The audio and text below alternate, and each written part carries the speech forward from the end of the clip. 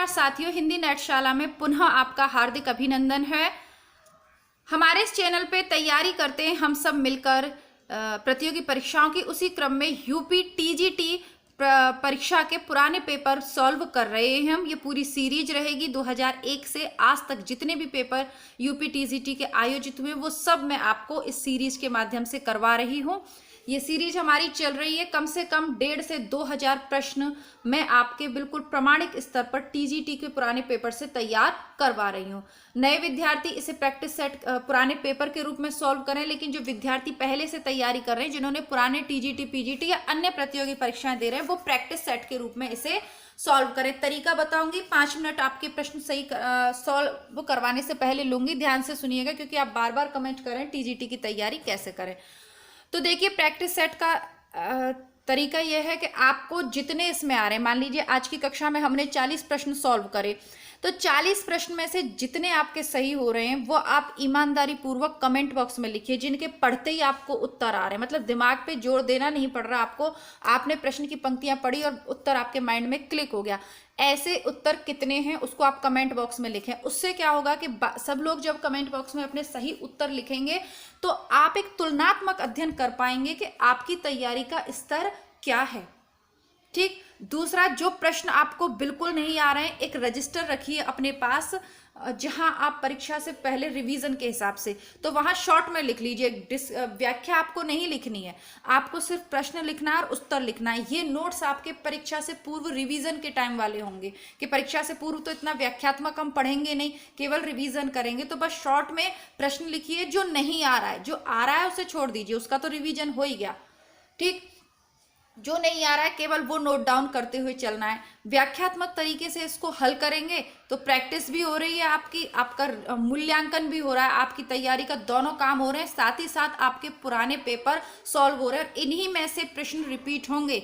ना तो कोई परीक्षक आज हिंदी साहित्य का इतिहास नया लिख देगा, ना कोई व्याकरण को बदल देगा और ना ही काव्य शास्त्र को बदल देगा। प्रश्न यही आएंगे। बस 2-4 नए प्रश्न ऐसे होंगे जो आप पेपर की कठिनता स्तर को बढ़ा देंगे, लेकिन वो गलत हो जाए कोई बात नहीं। लेकिन ये जो पुराने पेपर से प्रश्न आ रहे हैं वो आपके गलत नहीं होने चाहिए। अगर ये सरल प्रश्न गलत हो गए तो आप मेरिट से बाहर हो जाओगे। आइए, अन्य बातें वीडियो के मध्य में करेंगे। जैसा कि मैंने कहा, आपके 2 मिनट मैंने ले लिए हैं पर जरूरी थे। आगे बढ़ते हैं। लाल तारा के रचनाकार कौन है? आज का पहला प्रश्न है, लाल तारा के रचनाकार कौन है? सही उत्तर है राम वृक्ष बेनीपुरी। जब आप वृक्ष के पीछे से, राम वृक्ष बेनीपुरी, ट्रिक बता रही हूँ, वृक्ष के पीछे से आप सूरज को देखते हैं तो कैसा लगता है? ढलता हुआ सूरज लाल तारे के समान लगता है। लाल तारा आप मंगल ग्रह को भी कहते हैं। ट्रिक बना लीजिए। अब लाल तारा के रचनाकार तो हो गए राम वृक्ष बेनीपुरी। राम वृक्ष बेनीपुरी की अन्य रचनाएं भी देख लेते हैं। पतितों के देश में, मोती की मूर्तें, तो ये मोती की मूर्तें कोई रचना है ही नहीं, इसका सही है माटी की मूर्तें। चिता के फूल, अम्बापाली और गेहूं और गुलाब। तो जो इनकी रचनाएं रामवृक्ष बेनीपुरी की सर्वाधिक प्रसिद्ध हैं वह है माटी की मूर्तें, गेहूं और गुलाब। लाल तारा इस प्रश्न पत्र में पूछ लिया। यूं तो इनका पतितों के देश में भी पूछी हुई है। अगर इसमें देखिए, काफी अच्छे ये पेपर हैं, व्याख्यात्मक तरीके के काफी अच्छे हैं। उत्तर को लेके इसमें बहुत ज्यादा गड़बड़ नहीं है, ठीक ठाक अच्छे पेपर हैं। अब मिस प्रिंट हो जाता है, प्रिंटिंग संबंधी जो गलतियां होती है तो उसके लिए आप लेखक को दोष नहीं दे सकते। कितना भी ध्यान से देखो, प्रिंटिंग में गलत हो जाता है, लेकिन घबराना इसलिए नहीं है क्योंकि जब हम हिंदी साहित्य का वस्तुनिष्ठ इतिहास साथ ही साथ पढ़ रहे हैं, 2 वीडियो आते हैं, एक आपका प्रैक्टिस सेट या पुराने रूप आता है, एक में हम बुक पढ़ रहे हैं। तो जब हम बुक से चीजों को क्लियर करते हुए चल रहे हैं तो गलती की संभावना 0% हो जाती है, हो ही नहीं सकती गलती। और फिर हम तो अपने चैनल पे पूरी रचनाओं को पढ़ते हैं, और बुक पढ़ने के लिए हमने कौन सा चैनल इसी का पार्ट कर दिया, हिंदी बुकशाला। आप वहां से बुक्स पढ़िए, पूरी रचना पढ़िए, गलती होगी नहीं। तुलसीदास जी ने भ्रमर गीत परंपरा के अंतर्गत भ्रमर गीत की रचना की है, जो किसमें संकलित है? कृष्ण गीतावली में। हम सभी जानते हैं कि तुलसीदास राम भक्त धारा के कवि हैं, सारी रचनाएं उनकी राम भक्ति को समर्पित हैं, किंतु एक रचना उन्होंने तत्कालीन जो कृष्ण भक्ति की वैष्णव जो धारा चल रही थी उसी के अंतर्गत उन्होंने कृष्ण गीतावली करके लिखी है। ठीक है, और ये अलग से भी पूछी जाती है, भ्रमर गीत की इन्होंने रचना की है। वैसे भ्रमर गीत मूल रूप से किसने लिखा है? सूरदास ने। नए परीक्षार्थी बताइएगा, टीजीटी की आप तैयारी कर रहे हैं तो बीए प्लस बीएड वाले जो विद्यार्थी हैं बताइएगा भ्रमर गीत है क्या?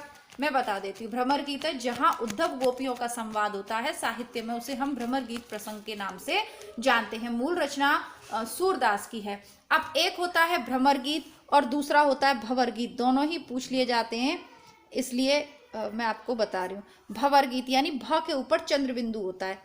आज मेरी छोटी गुड़िया ने क्या किया कि ये कलरफुल वाली पेंसिल तो शार्प करके यहाँ रख गई और मेरी पेंसिल अपने होमवर्क के लिए ले गई है। नया नया पढ़ना शुरू किया है ना, तो उसे बड़ा क्रेज है इनको पेंसिल्स को लेके, पर कोई बात नहीं, इसी से काम चलाएंगे अब।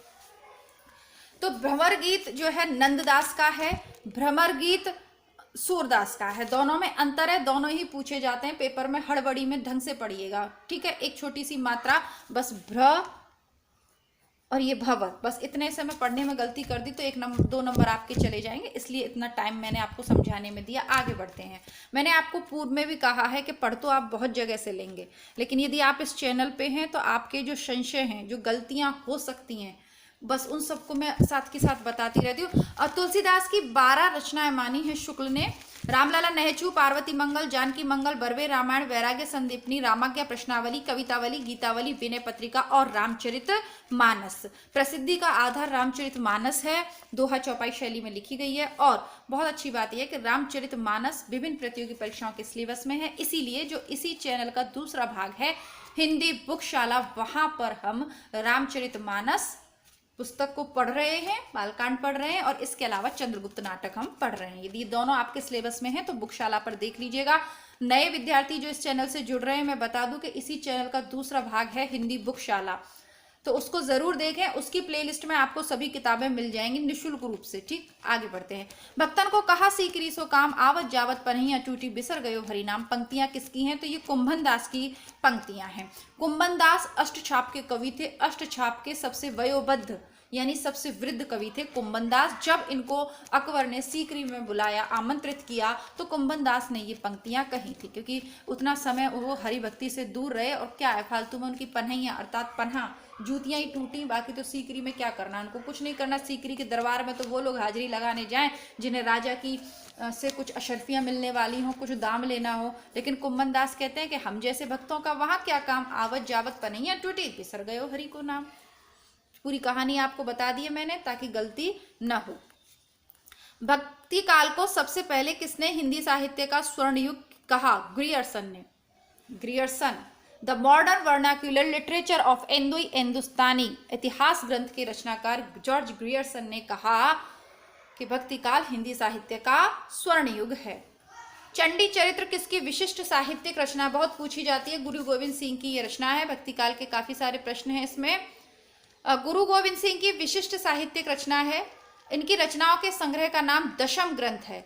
इनकी शैली ओजस्विनी है। 24 अवतार नामक श्रृंगार परक रचना भी इन्होंने की थी। तो दशम ग्रंथ आपको इनका याद रखना है। सर्वाधिक तो चंडी चरित्र ही पूछा जाता, लेकिन फिर भी दशम ग्रंथ याद रखिएगा। ये विश्वनाथ त्रिपाठी की बुक से इन्होंने लिया है। वैसे ये चीजें आपको सभी बुक्स में मिल जाएंगी, है ना। रामचंद्र शुक्ल आप पढ़ेंगे तो भी मिल जाएगी। नए परीक्षार्थी जो पहली बार इतिहास को पढ़ने जा रहे हैं उनके लिए सरल इतिहास प्लेलिस्ट में लगा हुआ है। हिंदी साहित्य का सरल एवं संक्षिप्त यानी छोटा सा इतिहास, वो पढ़ लीजिएगा। ये प्रश्न आपको वहां पे भी मिल जाएंगे। तुलसीदास चंदन घिसे के लेखक कौन है? हरिशंकर परसाई। व्यंग्य परक रचना है ये इनकी, और अपने व्यंग्य लेखन के लिए विख्यात है हरिशंकर परसाई। इनकी कई रचनाएं प्लेलिस्ट में पढ़ी हैं हमने। इनकी अन्य व्यंग्य परक रचनाएं हंसते हैं रोते हैं, तब की बात और थी, जैसे उनके दिन फिरे, सदाचार का ताबीज, पगडंडियों का जमाना, वैष्णव की फिसलन, शिकायत मुझे भी है, निठल्ले की डायरी, ठिठुरता हुआ गणतंत्र एवं मेरी श्रेष्ठ व्यंग्य रचना। और ये सभी प्रसिद्ध हैं, है ना। इसमें से ऐसा कुछ है नहीं कि इसको छोड़ना और इसको पढ़ना, ये काफ़ी प्रसिद्ध है। भोलाराम का जीव हमने इनका पढ़ा है चैनल पे, और भी पढ़ी है। मेरे राम का मुकुट भीग रहा है, यह निबंध हम पढ़ चुके हैं, तो गलती की संभावना होगी नहीं। विद्यानिवास मिश्र का है ये, मेरे राम का मुकुट भीग रहा है। नेट परीक्षा के सिलेबस में है, एमए के सिलेबस में, विभिन्न प्रतियोगी परीक्षाओं के सिलेबस में, कुल मिला के प्लेलिस्ट में है, निबंधों वाली प्लेलिस्ट में, अगर आपको पढ़ना हो तो ये विद्यानिवास मिश्र का है। विद्यानिवास मिश्र के अन्य निबंध देख लेते हैं। चितवन की छां, कदम की फूली डाल तुम चंदन हम पानी, मैंने सिल पहुंचाई आंगन का पक्षी, बंजारा मन बसंत आ गया, पर कोई उत्कंठा नहीं। रीति विज्ञान की शब्द संपदा तथा हिंदू धर्म और संस्कृति आदि। कुबेरनाथ के प्रिया नीलकंठी आदि निबंध बार बार पूछे जाते हैं। हरिशंकर परसाई के हमने ऊपर देख ही लिए। रामवृक्ष बेनीपुरी की रचनाएं हमने देख ही ली। आगे बढ़ते हैं। रजिया बेगम किसकी रचना है? किशोरीलाल गोस्वामी की रचना है। रजिया बेगम किशोरीलाल गोस्वामी द्वारा लिखित उपन्यास है। इनके अन्य उपन्यास हैं तारा, चपला, नव्य समाज, चित्र, तरुण तपस्विनी, कुटीर वासनी, लीलावती का आदर, सती, राजकुमारी, लवंगलता, हीराबाई, लखनऊ की कब्र आदि। तो इनका सती और लवंगलता ये दोनों उपन्यास पिछले पेपर में या इसी में आगामी प्रश्न पत्र में पूछे हुए हैं, लिख लीजिएगा। क्या लिखेंगे? किशोरीलाल गोस्वामी, कहानी कौन सी है इनकी? इंदुमती, है ना। रजिया बेगम उपन्यास है। सती और लवंगलता, लवंगलता कई बार पूछा हुआ है, ठीक है। किशोरी, सती, लवंगलता, रजिया बेगम सब एक सही है, याद कर लीजिएगा, ठीक है। चतुरी चमार उपन्यास किसका है? भाई जल्दी से बता दीजिए, चतुरी चमार उपन्यास किसका है? तो चतुरी चमार उपन्यास है निराला का। जल्दी से मैं इसलिए कह रही हूँ क्योंकि हम अपनी जो बुक पढ़ रहे हैं उसमें उपन्यास वाला ही पढ़ रहे हैं। तो चतुरी चमार निराला का उपन्यास है, हम पढ़ चुके हैं। प्रभावती, अलका बिल्लेश्वर, बकरैया, कुल्ली भाट, ये सब हम पढ़ चुके हैं उस बुक में। कुट्टी चाटन उपनाम से किसकी व्यक्तिपरक निबंध छपे हैं? अज्ञे के। कुट्टी चाटन उपनाम से व्यक्तिपरक निबंध छपे। आत्मने पद वे भवंती उनके प्रतिनिधि निबंध संग्रह हैं। लो सुख सो सुख सुजस सुलभ मुहि स्वामी में कौन सा अलंकार है? सो सुख सुजस सुलभ मुहि स्वामी। इसमें सोचने वाली कोई बात नहीं है। स सु सु सु स। तो ये इस तरीके से शब्द का प्रथम वर्ण जो है उसमें स का उच्चारण आ रहा है, तो अनुप्रास अलंकार है। और बाकी आप देख सकते हैं रामचंद्र शुक्ल करिए आप जो रामचरितमानस अभी मैं पढ़ा रही हूँ आपको, मैं क्या पढ़ा रही हूँ, गोस्वामी जी जो कह गए हैं बस वो उसका उच्चारण जो मैं करके बता रही हूँ। तो उसमें मैंने आपको बार बार ये बताया है कि एक ही इसकी आवृत्ति होने पर यह अनुप्रास अलंकार है। लाइट आ गई है तो पंखा बंद कर देते हैं हम, क्योंकि फिर पंखे की आवाज़ आएगी तो बहुत अच्छे से हम इसको सॉल्व नहीं कर पाएंगे। 1 मिनट आपसे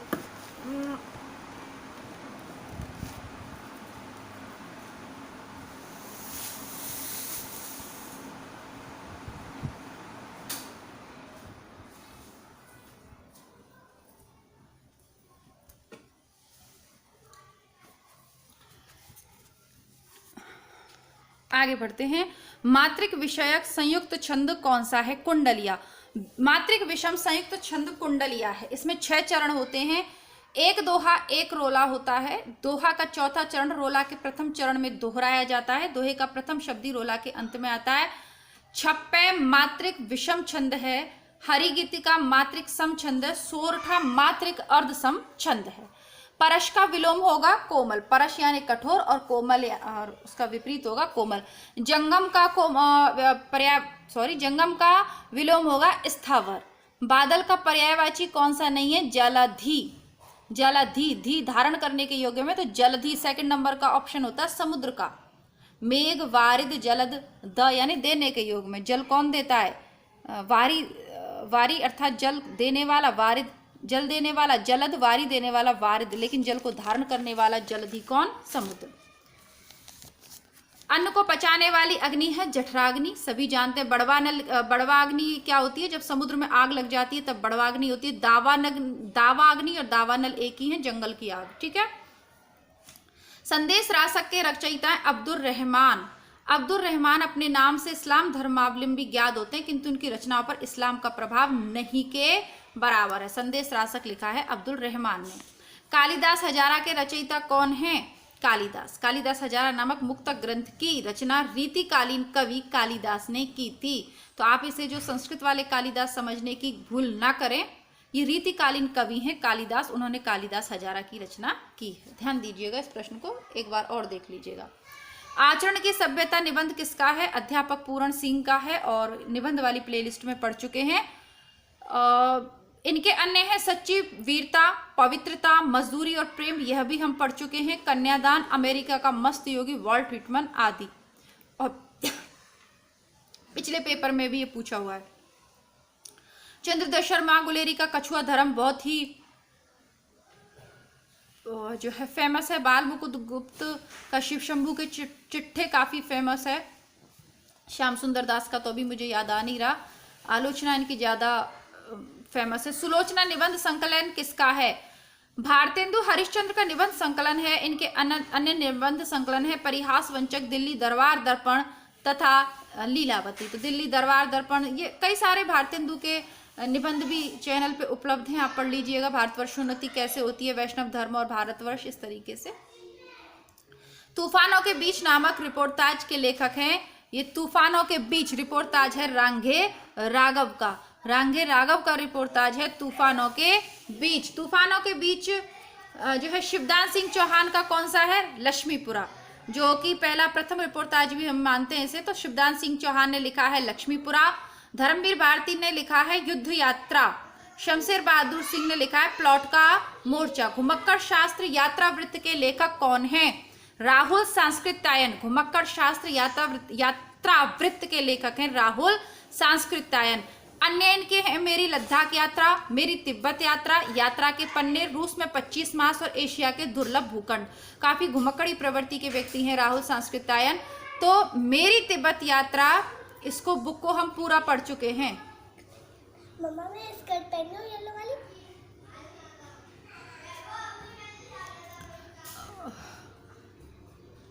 क्या पढ़ा रही थी मैं आपको? हाँ जी, मेरी तिब्बत यात्रा, ये पूरी बुक आपको हिंदी नेटशाला की प्लेलिस्ट में मिल जाएगी। आवारा मसीहा किसकी जीवनी है? शरदचंद्र की जीवनी है। आवारा मसीहा लिखी किसने है? विष्णु प्रभाकर ने। ठीक। अब प्रेमचंद की जीवनी कौन सी है? कलम का सिपाही, और लिखी किसने है? अमृत राय ने। पंत की जीवनी के लेखक शांति जोशी हैं, और निराला की जीवनी, निराला की साहित्य साधना किसने लिखी है? रामविलास शर्मा ने। रामविलास शर्मा की निराला की साहित्य साधना अलग से भी बार बार पूछी जाती है। 24वें नंबर का प्रश्न देखते हैं। मेरा जीवन प्रभा किसकी आत्मकथा है? तो वियोगी हरि की है। ठीक है, राहुल सांस्कृत्यायन की है मेरी जीवन यात्रा, और ये है मेरा जीवन प्रभा, ये वियोगी हरि की है। और शांति प्रिय द्विवेदी की भी पूछी जाती है, वो है परिवाजक की कथा। तो जो हमारा टॉपिक रहता है ना हिंदी साहित्य की अन्य गद्य विधाएं, उसके अंतर्गत से ये बहुत सारे प्रश्न पूछे गए हैं। सफेद कौआ कहानी के लेखक हैं मंजुल भगत, बगुला भगत। सफेद कौआ मंजुल भगत। एक, वैसे बगुला भगत संबोधन किसी के लिए नहीं देना चाहिए, बगुला भगत का मतलब होता है पाखंडी व्यक्ति, ठीक है, उस अर्थ में लिया जाता है। तो मंजुल भगत की रचना है सफेद कौआ। हिंदी का प्रथम मौलिक उपन्यास कौन सा है? परीक्षा गुरु। और क्यों? क्योंकि इसको रामचंद्र शुक्ल ने माना है कि मौलिक ढंग का पहला है, अपना मौलिक प्रकार का पहला है। भाग्यवती किसका है? श्रद्धाराम फिल्लौरी का। नूतन ब्रह्मचारी बालकृष्ण भट्ट का। ठीक है, आगे बढ़ जाते हैं हम अपने अगले प्रश्न की तरफ। सरकटी लाश उपन्यास के लेखक कौन है? गोपाल राम गहमरी। ये सब कुछ हम उस पुस्तक के माध्यम से पढ़ चुके हैं। देखिए, मैं आपको कहना चाहूंगी कि जितने भी यूट्यूब पे मेरे अन्य साथी लोग हैं, ठीक है, साथी लोग हैं, गुरुजन लोग हैं, वो काफ़ी मुझसे अनुभव में, ज्ञान में श्रेष्ठ हैं, तो गुरुजन ही कहूँगी। तो वो जो गुरुजन लोग हैं, तो पढ़ाते आपको सब कहीं ना कहीं इन्हीं पुस्तकों में से बहुत से छोटे छोटे वीडियोस डाल के आपको पढ़ा देते हैं। और मैंने आपको सरस्वती पांडे, गोविंद पांडे की पूरी पुस्तक क्रमबद्ध रूप से प्लेलिस्ट में उपलब्ध करवा दी है। आप उसी टॉपिक को वहाँ पढ़िए, यूट्यूब पे सर्च करिए, तो आप देखेंगे कि कहीं ना कहीं पढ़ाया वही जा रहा है, बस उसका श्रेय स्वयं ले लिया जाता है कि ये नोट्स मेरे हैं, ये प्रैक्टिस सेट मेरे हैं, ये नोट्स मैंने तैयार किए। किसी ने कुछ, देखिए अपनी सबकी मेहनत है, सब कर रहे हैं मेहनत, बहुत अच्छे अच्छे लोग यूट्यूब पे पढ़ा रहे हैं, वैसे भी हैं, ऑफलाइन क्लासेस में भी पढ़ा रहे हैं। लेकिन जो सरस्वती पांडे और गोविंद पांडे ने जो पुस्तक लिखी है, उसका श्रेय उन्हीं को मिलना चाहिए। तो मैं सिर्फ उस पुस्तक को आपके लिए प्लेलिस्ट में प्रस्तुत कर रही हूँ। बाकी वो लिखी सरस्वती पांडे, गोविंद पांडे ने है। हिंदी साहित्य के इतिहास के लिए अच्छा एक जगह वो संकलन है। यदि आपको हिंदी साहित्य के इतिहास की थोड़ी बहुत जानकारी है तो वो पुस्तक आपके लिए फिर अच्छी है। ठीक, और भी बातें करेंगे एक अन्य वीडियो में, यहाँ पर सॉल्व करते हैं। अब ये जासूसी उपन्यास गोपाल राम गहमरी ने इन्होंने शुरुआत की थी, और इनकी अन्य जासूस की भूल, जासूस की जासूसी, गुप्त भेद, जासूस की अय्यारी आदि। तो जासूसी नाटकों के लिए गोपाल राम गहमरी प्रसिद्ध हैं, लेकिन अय्यारी और तिलिस्मी नाटकों के लिए जो चंद्रकांता वाले हैं ना, खत्री साहब, वो ज़्यादा फेमस हैं। लालटीन की छत के लेखक कौन है? वाह वाह वाह वाह, कितनी अच्छी बात है ना, निर्मल वर्मा। अब निर्मल वर्मा के अन्य उपन्यास हैं वे दिन और चिथड़ा सुख। भीष्म सानी का उपन्यास है तमस।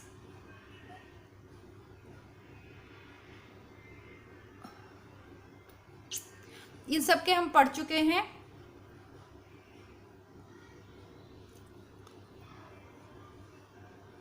नौकर की कमीज के लेखक हैं विनोद कुमार शुक्ल।